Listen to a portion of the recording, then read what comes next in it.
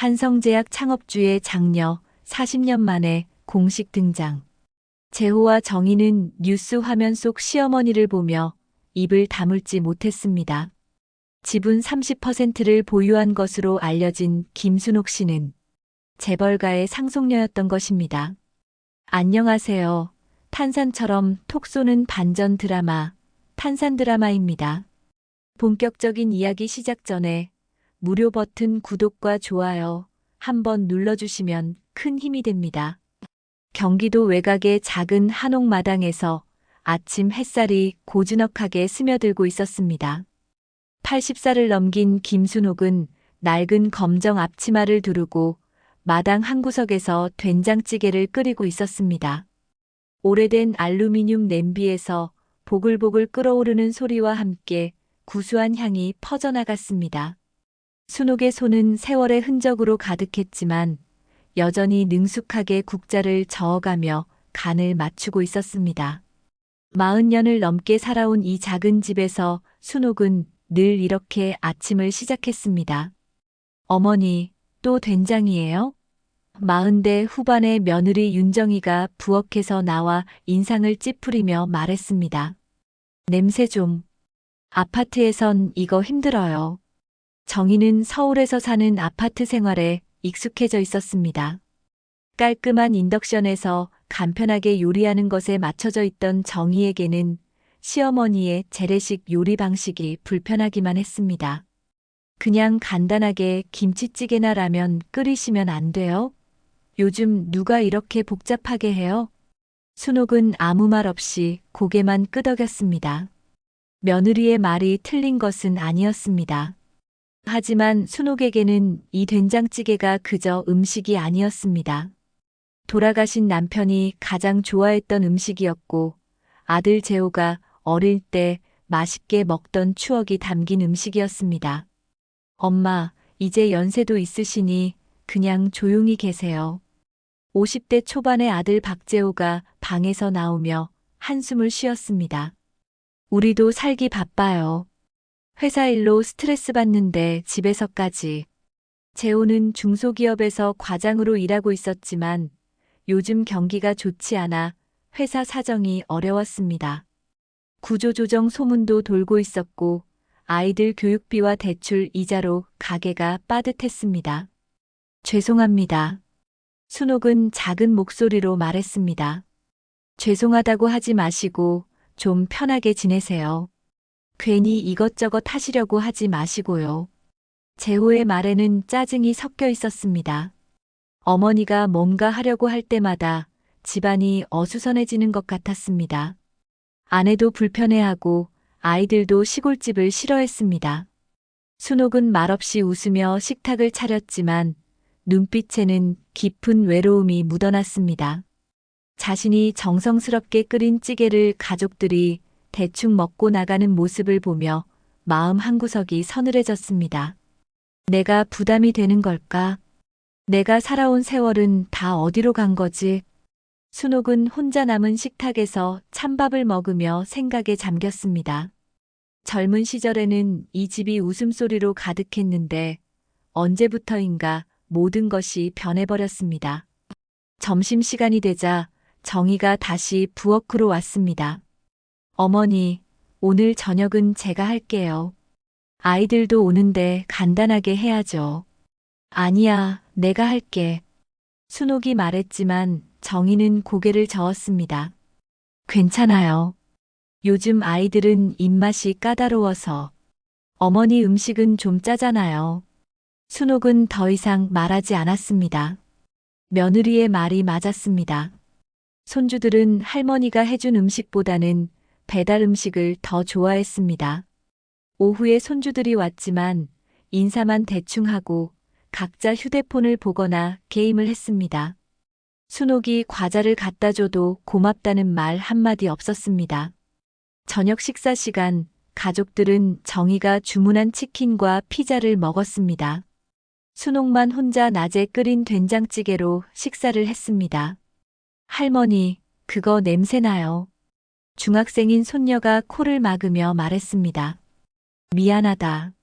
순옥은 급히 뚜껑을 덮었습니다.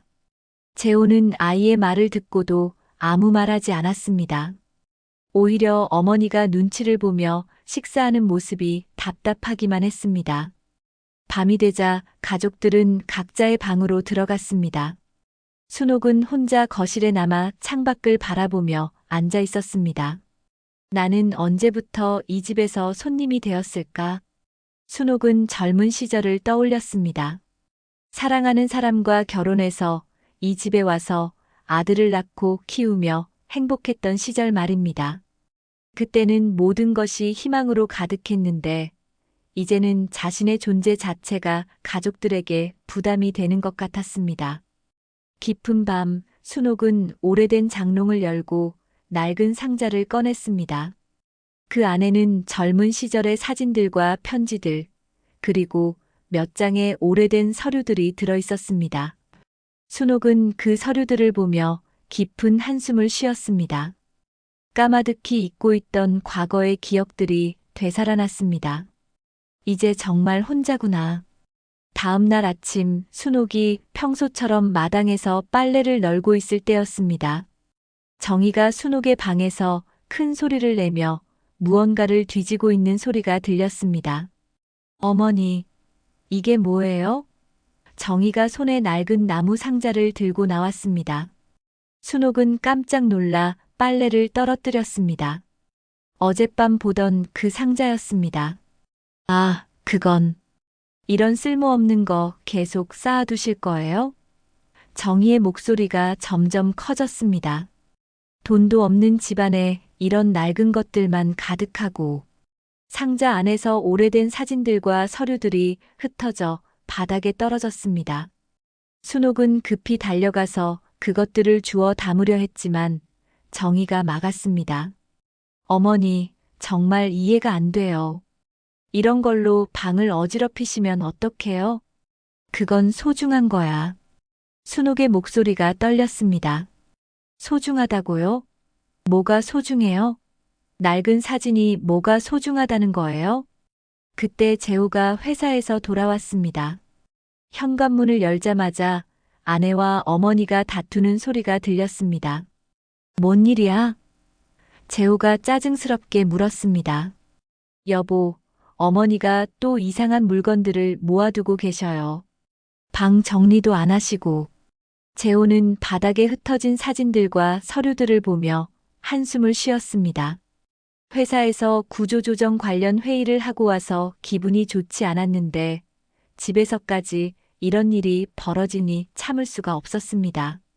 엄마, 이제 그만하시죠. 재호의 목소리에는 지친 기색이 역력했습니다. 우리도 애들 키우느라 힘들어요. 그런 쓸데없는 것들 계속 모아두시면 어떡해요? 쓸데없는 것이 아니야. 순옥이 간신히 목소리를 냈습니다.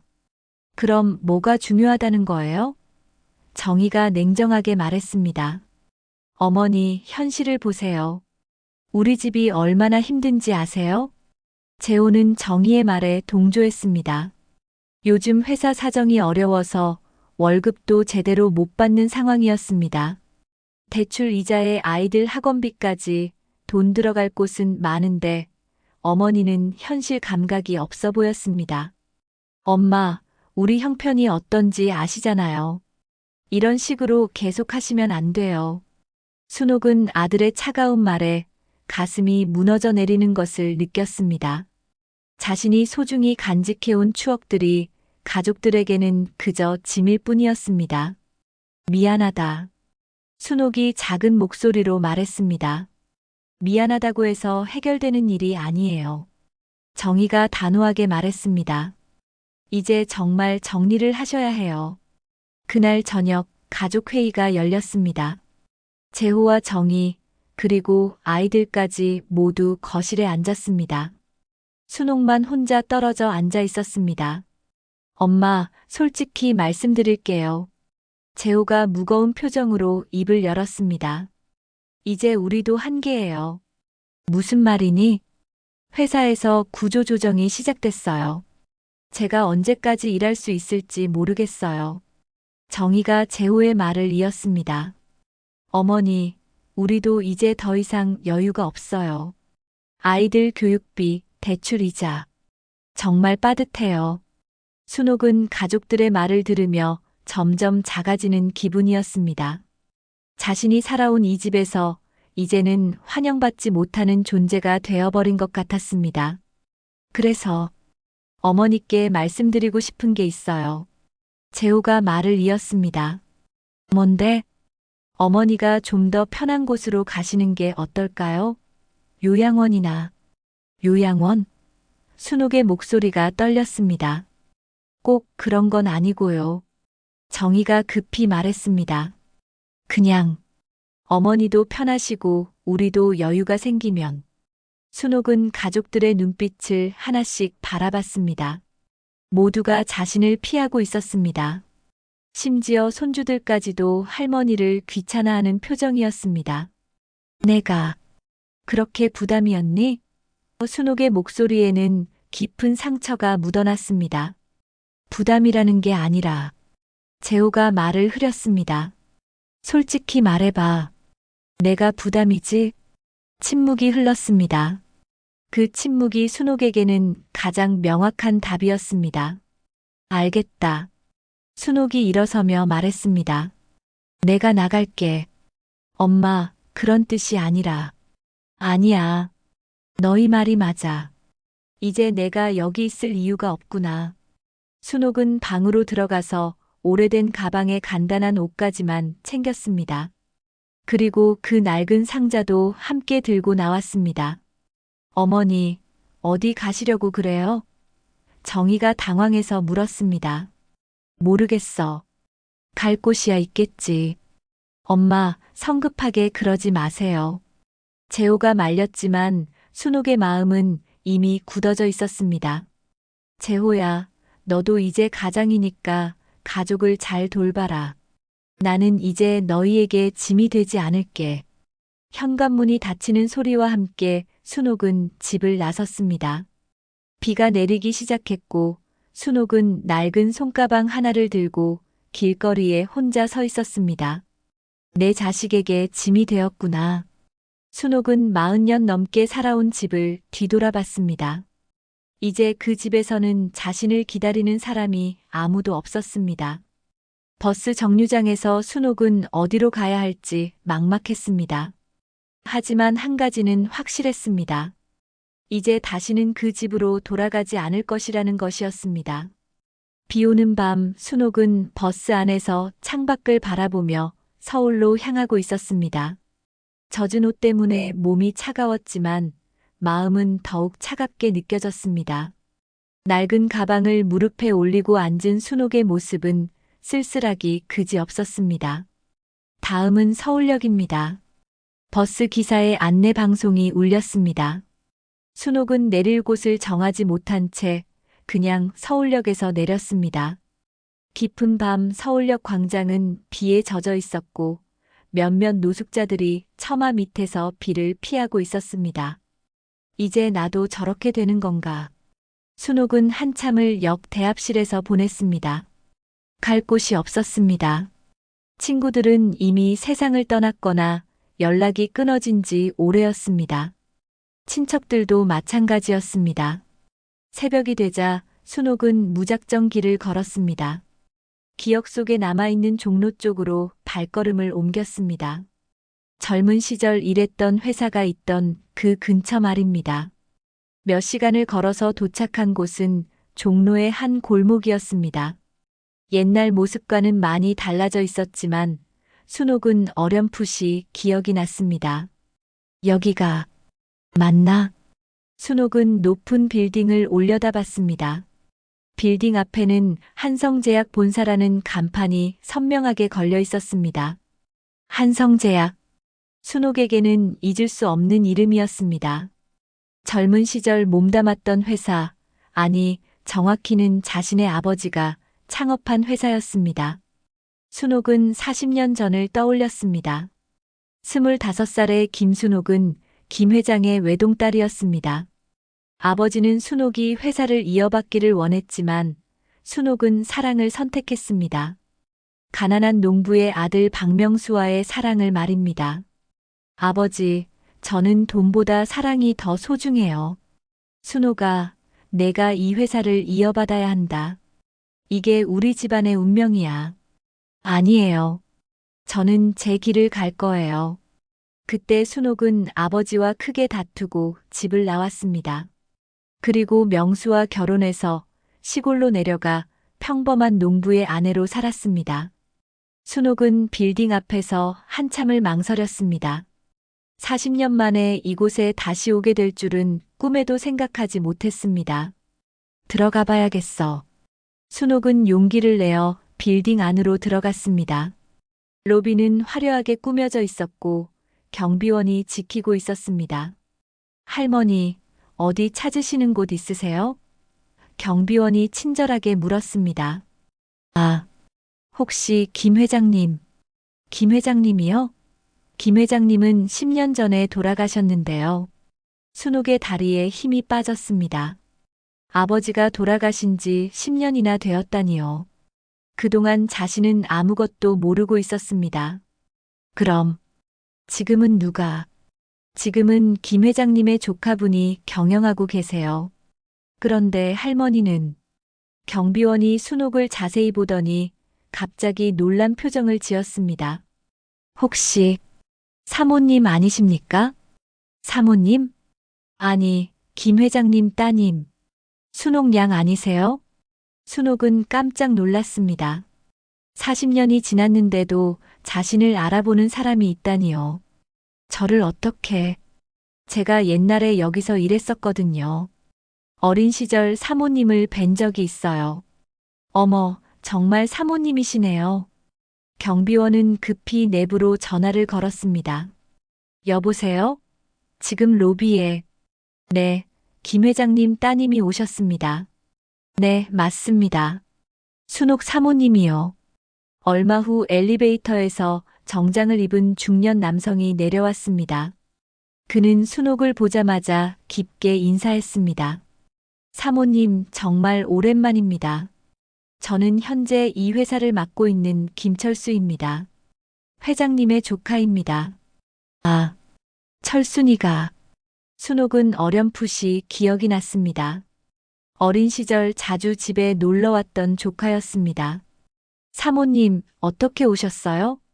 혹시 무슨 일이? 순옥은 말문이 막혔습니다. 자신이 집에서 쫓겨나다시피 나왔다는 사실을 어떻게 말할 수 있겠습니까? 그냥 옛날 생각이 나서. 철수는 순옥의 처량한 모습을 보며 마음이 아팠습니다. 젖은 옷의 초라한 행색, 그리고 지친 표정이 뭔가 사연이 있어 보였습니다. 사모님, 일단 위로 올라가시죠. 따뜻한 차라도 드시고. 아니야, 괜찮아. 아닙니다. 회장님 따님이신데 어떻게 그냥 보내드릴 수 있겠어요? 철수는 순옥을 회장실로 안내했습니다. 화려한 회장실에는 순옥의 아버지 사진이 걸려 있었습니다. 아버지. 순옥은 사진을 보며 눈물을 흘렸습니다. 회장님께서 돌아가시기 전까지 사모님을 많이 그리워하셨어요. 철수가 조심스럽게 말했습니다. 정말? 네. 항상 순옥이는 어떻게 살고 있을까 걱정하셨거든요.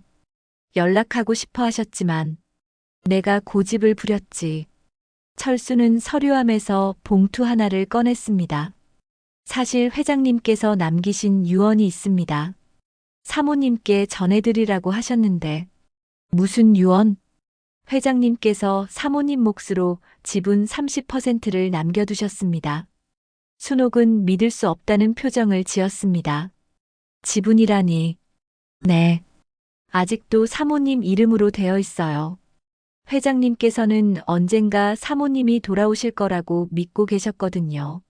순옥은 충격에 빠졌습니다. 자신이 시골에서 가난하게 살고 있는 동안 아버지는 여전히 자신을 생각하고 있었던 것입니다. 그런데 사모님, 어떻게 갑자기 오신 거예요? 순옥은 더 이상 숨길 수 없었습니다. 자신이 겪은 일들을 철수에게 털어놓았습니다. 철수는 순옥의 이야기를 듣고 분노했습니다. 어떻게 그럴 수가 있어요? 사모님을 그렇게 대하다니. 내가 정말 짐이었나 봐. 아닙니다, 사모님. 이제 다시 시작하시면 돼요. 다음 날 아침 한성제약 임원 회의실에는 긴장감이 돌고 있었습니다.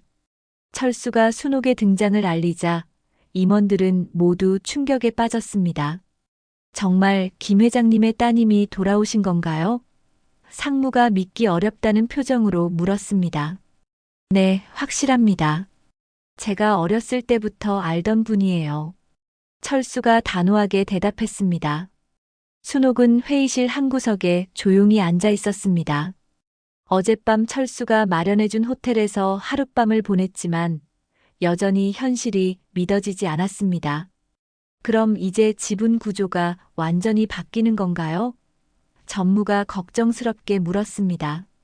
법적으로는 사모님이 30%의 지분을 가지고 계십니다.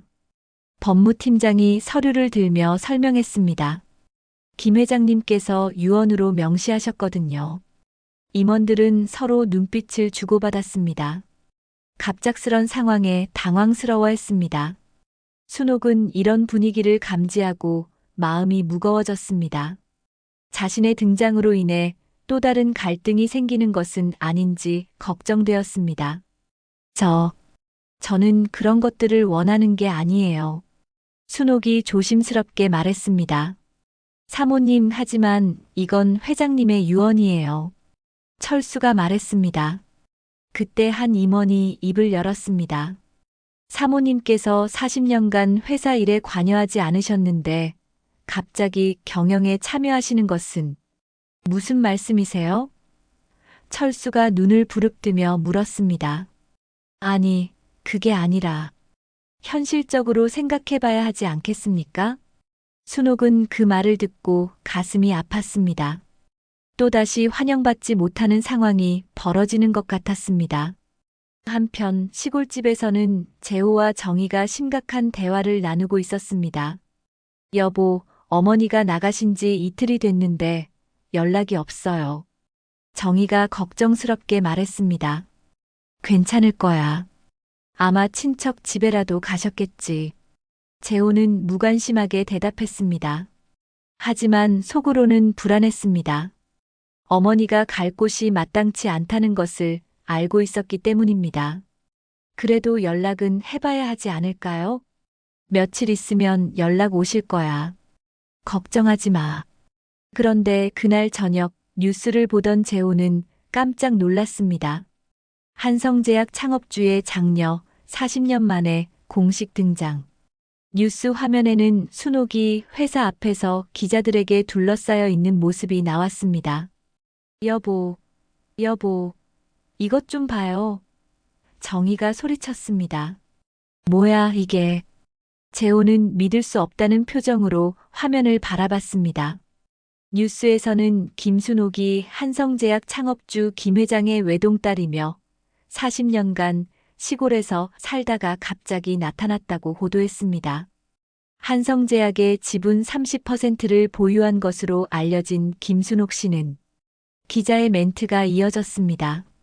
재호와 정희는 입을 다물지 못했습니다. 평생 가난한 농부의 아내로만 알고 있던 시어머니가 재벌가의 상속녀였다니요. 지분 30%라고? 그게 얼마나 되는 거야? 정희가 떨리는 목소리로 물었습니다. 한성제약이면 어마어마한 금액일 거야. 재호도 충격에 빠져 있었습니다. 아이들도 뉴스를 보고 놀랐습니다. 아빠, 할머니가 진짜 부자였어요? 중학생 딸이 물었습니다. 아빠도 몰랐어. 가족들은 그제야 며칠 전 자신들이 저지른 일의 심각성을 깨달았습니다. 재벌가의 상속녀를 집에서 내쫓아버린 것입니다. 여보, 어떡해요? 우리가 어머니께 그렇게 했는데. 정희의 얼굴이 새파랗게 변했습니다. 재호는 급히 순옥에게 전화를 걸었지만 받지 않았습니다. 몇 번을 시도해도 마찬가지였습니다. 받지 않으셔. 재호의 목소리가 떨렸습니다. 그날 밤 가족들은 잠을 이루지 못했습니다. 갑자기 모든 상황이 바뀌어 버렸습니다. 그동안 무시하고 푸대접했던 시어머니가 엄청난 재산가였던 것입니다. 다음 날 아침 재호는 회사에 휴가를 내고 서울로 향했습니다. 정희도 함께 따라갔습니다. 한성제약 앞에는 기자들과 구경꾼들이 몰려 있었습니다. 재호와 정희는 빌딩 안으로 들어가려 했지만 경비원이 막았습니다. 죄송합니다. 오늘은 면회가 어렵습니다. 저희는 김순옥 사모님의 가족입니다. 재호가 간절하게 말했습니다. 가족이라고요? 경비원은 내부에 확인했지만 순옥은 만나지 않겠다고 했습니다. 사모님께서 오늘은 피곤하시다고 하시네요. 재호와 정희는 빌딩 앞에서 하루 종일 기다렸지만 순옥을 만날 수 없었습니다. 저녁이 되어서야 철수가 나와서 그들과 만났습니다. 사모님의 아들분이시군요. 철수가 차갑게 말했습니다. 네, 그런데 어머니를 좀 만날 수 있을까요? 사모님께서 지금은 만나고 싶지 않다고 하시네요. 제발요. 저희가 잘못했어요. 정희가 눈물을 흘리며 애원했습니다. 철수는 이미 순옥에게서 모든 이야기를 들었기 때문에 그들을 곱게 보지 않았습니다. 사모님께서 겪으신 일을 알고 있습니다. 어떻게 그렇게 하실 수 있었어요? 재호와 정희는 고개를 들 수 없었습니다. 자신들이 저지른 일이 얼마나 큰 실수였는지 이제야 깨달았습니다. 한 번만 기회를 주세요. 재호가 무릎을 꿇었습니다. 하지만 철수는 고개를 저었습니다. 사모님의 마음을 이해해 주세요. 지금은 시간이 필요하실 거예요. 재호와 정희는 절망에 빠졌습니다. 어머니를 되찾을 수 있을까요? 일주일이 지났지만 재호와 정희는 여전히 순옥을 만날 수 없었습니다. 매일 한성제약 앞에서 기다렸지만 순옥은 뒷문으로 출입하며 아들 가족을 피하고 있었습니다. 여보, 이러다가 정말 어머니를 잃는 거 아니에요? 정희가 불안해하며 말했습니다. 그래도 계속 기다려야지. 다른 방법이 없잖아. 재호의 목소리에는 절망감이 묻어났습니다. 한편 한성제약 회장실에서 순옥은 창밖을 바라보며 복잡한 심경을 드러내고 있었습니다. 아들이 매일 기다리고 있다는 보고를 받았지만 선뜻 만날 마음이 생기지 않았습니다. 사모님, 아드님이 오늘도 아래에서 기다리고 계신다고 합니다. 비서가 조심스럽게 말했습니다. 그래. 순옥은 깊은 한숨을 쉬었습니다. 철수가 들어와서 순옥 옆에 앉았습니다. 사모님, 제 생각에는 한 번 정도는 만나보시는 게 어떨까요? 만나서 뭘 하겠어? 또 상처만 받을 텐데. 그래도 가족이잖아요. 순옥은 고개를 저었습니다. 며칠 전까지만 해도 자신을 집에서 내쫓았던 사람들이었습니다. 이제 와서 돈 때문에 찾아오는 것 같아 마음이 씁쓸했습니다. 사모님이 걱정되는 마음은 이해하지만 너무 오래 이런 상태로 두시면 안 될 것 같아요. 그때 순옥의 휴대폰에 문자가 왔습니다. 손주로부터였습니다. 할머니, 미안해요. 할머니가 그렇게 대단한 분인 줄 몰랐어요. 제가 할머니한테 못되게 굴어서 죄송해요. 순옥은 손주의 문자를 보며 마음이 흔들렸습니다. 아무리 서운해도 핏줄은 핏줄이었습니다. 하지만 그 다음에 온 문자를 보고 순옥의 마음은 다시 굳어졌습니다. 할머니, 우리 집 대출금 때문에 정말 힘들어요. 도와주세요. 역시 돈 때문이구나. 순옥은 쓴웃음을 지었습니다. 그날 저녁 재호는 더 이상 기다릴 수 없어서 한성제약 건물 앞에서 큰 소리로 외쳤습니다. 엄마, 저 재호예요. 제발 한 번만 만나주세요. 사람들이 쳐다보기 시작했고 경비원들이 재호를 말렸습니다. 엄마, 제가 잘못했어요. 정말 잘못했다고요. 재호의 외침은 건물 위까지 들렸습니다. 순옥은 창가에서 아래를 내려다보며 가슴이 아팠습니다. 사모님, 저렇게까지 하는데. 철수가 말했습니다. 저런 모습 보기 싫어. 순옥은 창문을 닫았습니다. 하지만 재호는 포기하지 않았습니다. 매일 같은 시간에 와서 어머니를 부르며 사과했습니다. 비가 와도 바람이 불어도 한자리에서 기다렸습니다. 사흘째 되던 날 순옥은 더 이상 견딜 수 없었습니다. 철수야, 내가 아래 내려가 볼게. 정말요? 순옥은 엘리베이터를 타고 1층으로 내려갔습니다. 로비 유리창 너머로 비에 젖은 채 서 있는 재호가 보였습니다. 순옥은 밖으로 나갔습니다. 재호야. 재호는 어머니를 보자 무릎을 꿇고 눈물을 흘렸습니다. 엄마, 정말 죄송해요. 제가 미쳤었어요. 일어나거라. 안 일어날 거예요.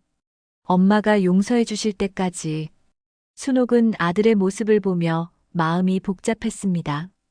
분명 화가 났지만 한편으로는 안쓰럽기도 했습니다. 정희는 집에서 아이들 보고 있어요. 정희도 정말 후회하고 있어요. 순옥은 재호를 일으켜 세웠습니다. 추운데 들어가자. 한성제약 카페에서 모자는 조용히 마주 앉았습니다. 오랜 침묵이 흘렀습니다. 엄마, 저희가 정말 잘못했어요. 재호가 먼저 입을 열었습니다. 잘못했다는 걸 이제 아니? 엄마가 그런 분이신 줄 몰랐어요. 아니, 알려고 하지도 않았어요. 순옥은 차를 마시며 말했습니다. 내가 모른 게 당연해. 내가 숨겼으니까. 왜 숨기셨어요? 말해서 뭐해. 어차피 과거의 일인데. 재호는 어머니의 차가운 반응에 더욱 죄송함을 느꼈습니다. 엄마, 이제라도 알았으니까 잘해드릴게요. 잘해달라고 온 게 아니야. 그럼요. 순옥은 재호를 똑바로 바라봤습니다. 너 지금 내가 돈 있다고 생각해서 찾아온 거 맞지? 재호는 할 말이 없었습니다. 정말로 어머니의 재산을 알고 나서 태도가 바뀐 것이 사실이었습니다. 엄마, 그게 아니라. 거짓말하지 마. 내 마음 다 알아. 순옥은 가방에서 수표책을 꺼냈습니다. 얼마나 필요하니? 대출금? 아이들 교육비? 엄마, 말해봐. 얼마나 필요한지. 재호는 어머니의 차가운 목소리에 더욱 마음이 아팠습니다. 그런 게 아니에요. 정말로 엄마가 그리웠어요. 그리웠다고? 며칠 전까지만 해도 짐이라고 했으면서 순옥의 말에 재호는 고개를 들 수 없었습니다. 엄마, 제가 정말 잘못 생각했어요. 용서해 주세요. 용서? 순옥은 쓴웃음을 지었습니다. 내가 나를 집에서 내쫓았을 때 난 이미 그 집에서 어머니가 아니었어. 그런 말씀 마세요. 사실이잖아. 너희에게 난 그냥 짐이었어. 재호는 땅에 주저앉아 통곡했습니다. 엄마, 정말 죄송해요. 제가 너무 못났어요. 순옥도 마음이 무거웠습니다. 아무리 섭섭해도 자식은 자식이었습니다. 하지만 쉽게 용서할 수 없었습니다. 재호야, 나도 마음이 아파. 하지만 지금은 시간이 필요해. 얼마나 기다리면 돼요? 모르겠어. 내 마음도 내가 모르겠어.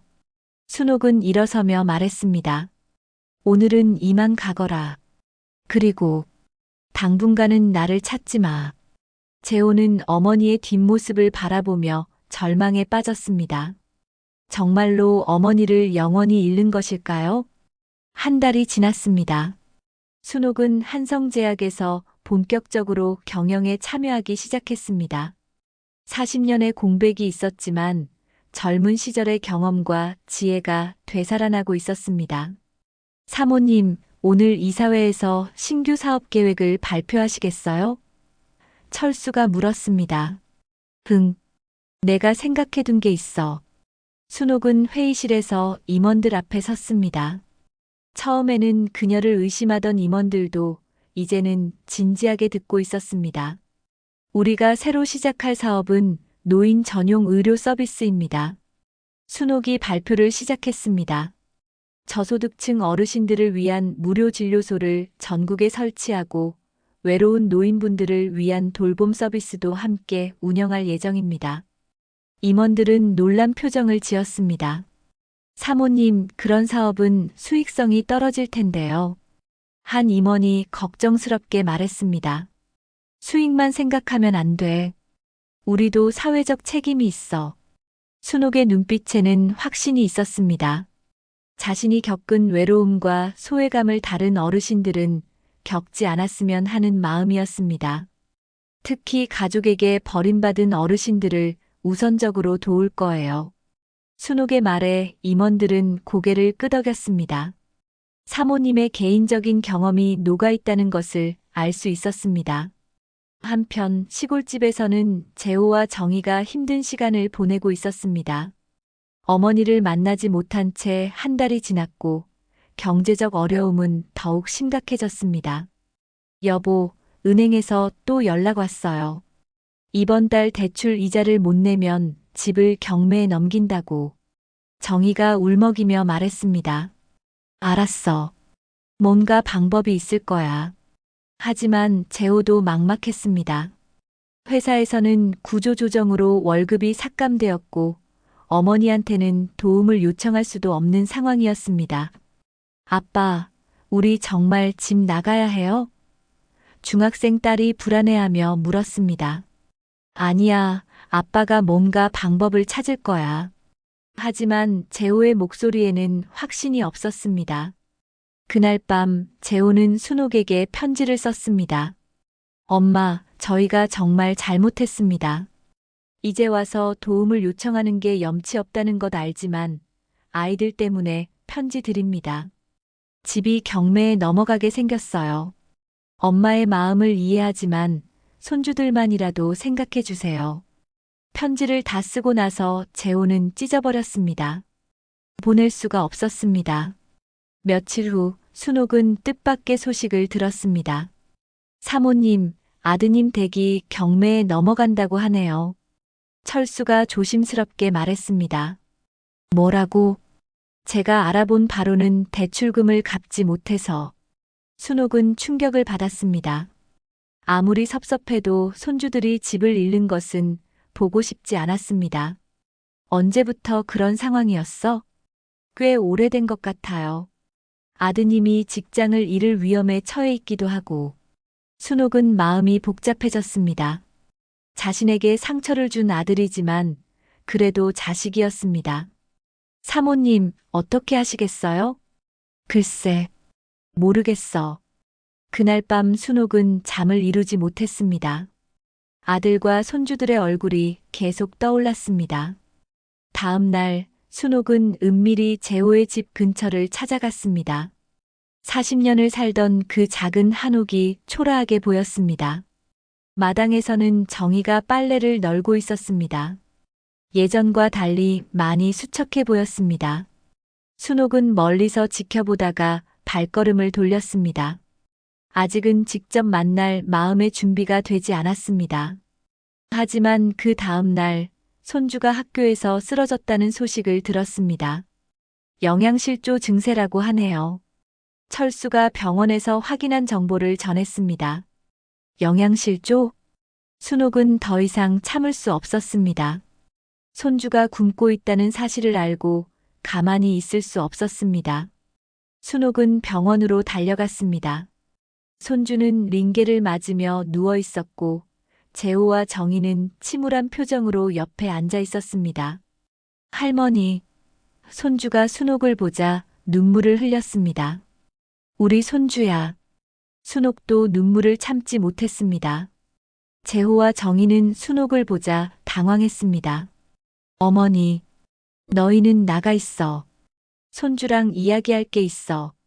재호와 정희가 나간 후 순옥은 손주의 손을 잡았습니다. 할머니, 미안해요. 할머니한테 못되게 굴어서. 아니야, 할머니가 미안해. 너희가 이렇게 힘든 줄 몰랐어. 할머니, 우리 집 없어져요? 순옥의 가슴이 미어졌습니다. 어린 손주가 그런 걱정을 하고 있다니요. 걱정하지 마. 할머니가 뭔가 방법을 찾을게. 정말요? 응, 약속해. 순옥은 손주와 이야기를 나누며 많은 것을 깨달았습니다.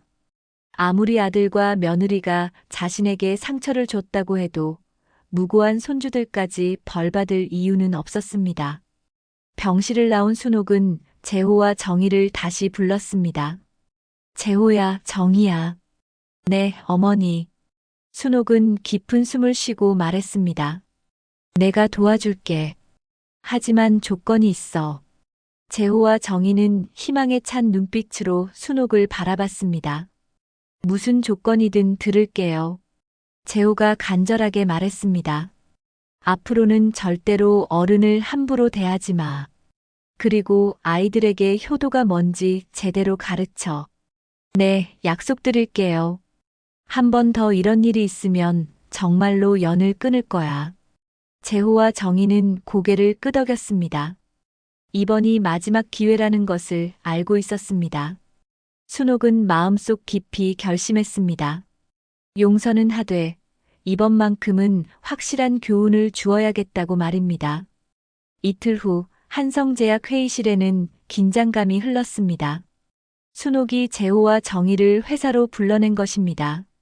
철수와 몇몇 임원들도 자리에 함께했습니다. 앉아라. 순옥의 목소리는 차분하지만 위엄이 있었습니다. 재호와 정희는 어색하게 자리에 앉았습니다. 화려한 회의실과 정장을 입은 임원들 사이에서 그들은 초라해 보였습니다. 재호야, 내가 너희를 도와주겠다고 했지? 순옥이 입을 열었습니다. 네, 어머니. 하지만 공짜는 없어.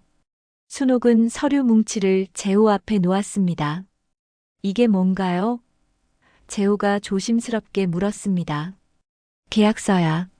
내가 너희 집 대출금을 갚아주고 생활비도 지원해줄게. 대신 조건이 있어. 정희가 서류를 들여다보며 놀란 표정을 지었습니다. 이건 너무 복잡한데요. 복잡한 게 아니라 자세한 거야. 순옥이 단호하게 말했습니다. 내가 다시는 속지 않으려고 하는 거야. 철수가 설명을 시작했습니다. 첫 번째 조건입니다. 앞으로 어머님을 모시고 살 것. 단, 어머님께 대한 모든 대우는 이 계약서에 명시된 대로 해야 합니다. 재호는 서류를 넘기며 읽어보았습니다. 식사 시간, 말하는 방식, 생활 규칙 등이 세세하게 적혀 있었습니다. 두 번째, 매월 어머님께 생활비 50만 원을 드릴 것. 이는 사모님의 존재감을 인정하는 의미입니다. 어머니, 저희가 어머니께 용돈을 드려야 한다는 뜻인가요?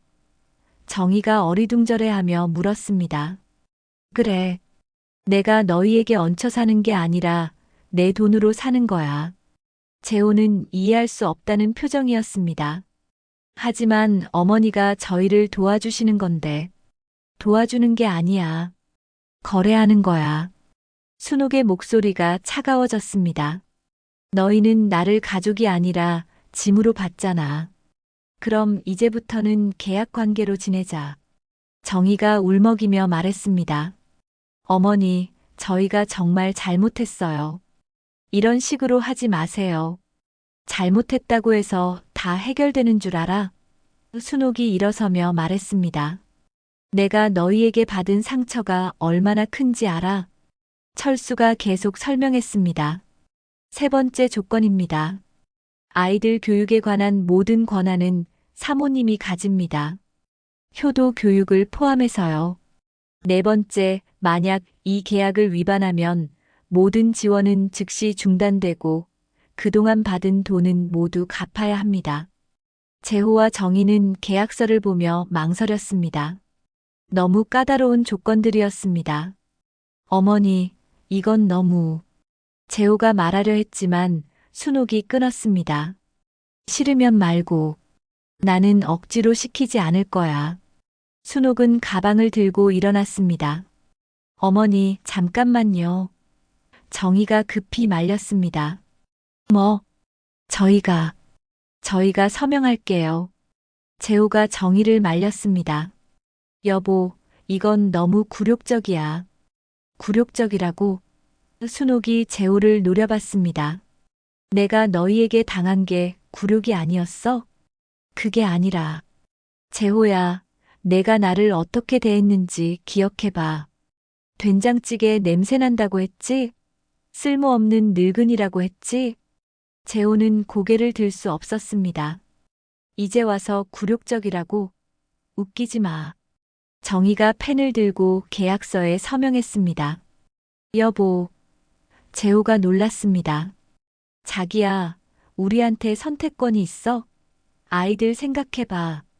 재호도 결국 마지못해 서명했습니다. 순옥은 계약서를 확인하고 철수에게 건넸습니다. 이제부터 모든 것이 바뀔 거야. 순옥이 엄숙하게 말했습니다.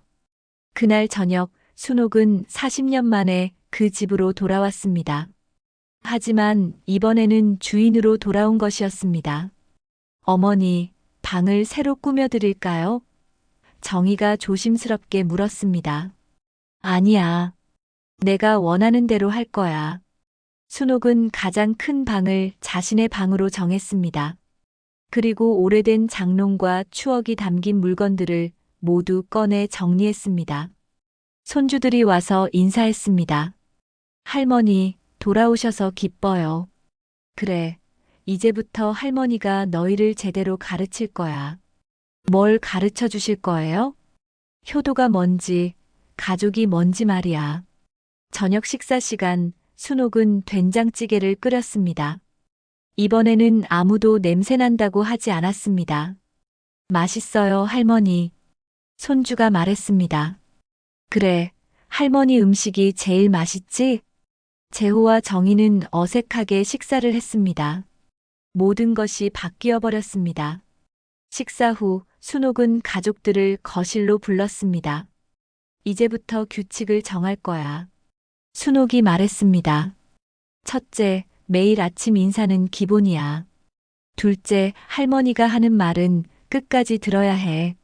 셋째, 가족끼리는 서로 존중해야 해. 순옥은 손주들을 바라보며 말했습니다. 특히 너희는 부모님께 효도하는 법을 배워야 해. 할머니가 직접 가르쳐 줄 거야. 네, 할머니. 그날 밤 순옥은 자신의 방에서 창밖을 바라보며 생각했습니다. 이것이 최선의 방법일까? 하지만 다른 선택이 있었을까요? 이제 시작이야. 진짜 가족이 뭔지 보여줄 거야. 순옥의 눈빛에는 강한 의지가 담겨 있었습니다. 상처받은 마음을 치유하고 진짜 가족의 의미를 찾아가는 긴 여정이 시작된 것입니다. 6개월이 흘렀습니다. 한옥에는 예전과는 완전히 다른 분위기가 흐르고 있었습니다.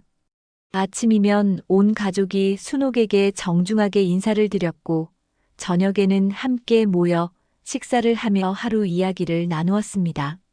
할머니, 오늘 학교에서 효도 장문 대회가 있었어요. 고등학생이 된 손녀가 밝게 말했습니다. 그래, 어떻게 썼니? 할머니께서 가르쳐 주신 대로 썼어요. 가족은 서로 돌보는 거라고, 특히 어른을 공경해야 한다고요. 순옥은 뿌듯한 미소를 지었습니다. 손주들이 많이 변한 것을 느낄 수 있었습니다. 1등 했어요. 손녀가 상장을 꺼내 보여주었습니다. 우리 손녀 정말 잘했네. 재호와 정희도 처음에는 어색해했지만 이제는 자연스럽게 어머니를 모시고 있었습니다. 매월 용돈을 드리는 것도 이제는 당연하게 여겨지고 있었습니다. 어머니, 오늘 회사에서 승진 소식이 있었어요. 재호가 기쁘게 말했습니다. 그래, 축하한다. 어머니 덕분이에요. 어머니가 돌아오신 후로 저희 가정이 안정되니까 일도 잘 되네요. 순옥은 재호의 말을 들으며 흐뭇했습니다. 가족의 화목이 얼마나 중요한지 모두가 깨닫고 있었습니다. 그날 저녁 철수가 집을 방문했습니다. 사모님, 좋은 소식이 있습니다. 무슨 소식인데? 사모님께서 시작하신 노인 복지 사업이 큰 성과를 거두고 있어요. 정부에서 모범 사례로 선정됐습니다. 순옥은 기뻤습니다. 자신과 같은 처지의 어르신들을 돕는 일이 의미 있는 결과를 낳고 있었습니다. 그리고 하나 더 말씀드릴 게 있어요. 뭔데? 철수는 잠시 망설이다가 입을 열었습니다. 사실 사모님께서 집을 나오신 그날 회장님께서 남기신 또 다른 유언이 있었습니다. 또 다른 유언? 네. 사모님께서 진정으로 가족과 화해하신다면 전체 지분을 사모님께 물려드리라고 하셨어요. 순옥은 놀랐습니다. 아버지가 그런 계획까지 세우고 계셨다니요. 아버지가, 회장님께서는 사모님이 언젠가는 돌아오실 거라고 믿으셨어요. 그리고 진정한 가족의 의미를 깨달으셨을 때 모든 것을 맡기고 싶다고 하셨죠. 순옥은 눈물이 났습니다. 평생 원망했던 아버지가 사실은 자신을 그렇게 사랑하고 있었던 것입니다. 재호와 정희도 이 이야기를 듣고 감동받았습니다. 할아버지께서 정말 대단하신 분이셨네요. 정희가 말했습니다. 그래. 아버지는 나보다 더 멀리 보고 계셨어. 다음 날 순옥은 가족들을 모두 불렀습니다. 너희에게 중요한 이야기가 있어. 순옥은 아버지의 유언에 대해 모든 것을 설명했습니다.